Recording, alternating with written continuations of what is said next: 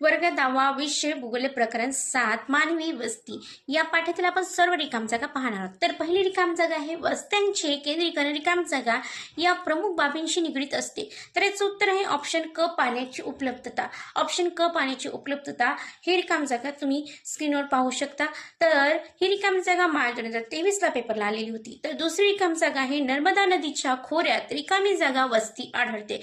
तर याचं उत्तर आहे ऑप्शन क केंद्रित रिकामी जागा ती तुम्ही स्क्रीनवर पाहू शकता। तर ही रिकामी जागा जुलै 2022 ला पेपरला आलेली होती। तर तिसरी रिकामी जागा आहे नर्मदा नदीच्या खोऱ्यात केंद्रित वस्ती आढळण्याचे कारण रिकामी जागा होय।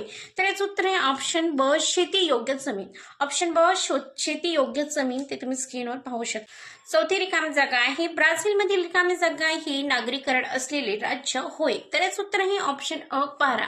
ऑप्शन अ पारा ते तुम्ही स्क्रीनवर पाहू शकता। तर पाचवी रिकामी जागा आहे ब्राझीलच्या आग्नेय भागात प्रामुख्याने रिकामी जागा प्रकारची वस्ती आढळते। तर याचं उत्तर आहे ऑप्शन अ केंद्रित वस्ती आढळते। तर ऑप्शन अ केंद्रित ते तुम्ही स्क्रीनवर पाहू शकता। तर सहावी रिकामी जागा आहे भारतातील रिकामी जागा विखुरलेल्या वस्त्यांच्या प्रकार आढळतो। तर याचं उत्तर आहे ऑप्शन क डोंगराळ प्रदेश ऑप्शन क ते तुम्ही स्क्रीनवर पाहू शकता। तर मला असं वाटते प्रकरण 7 मानवी वस्ती या पाठातील सर्व रिकाम जागा तुम्हाला समजल्या असेल। तर समोरील चॅप्टरसाठी तुम्ही डेली व्हिडिओ पाहत राहा आणि आपल्या मित्रांना पण शेअर करा। धन्यवाद। थँक्यू। Bye bye.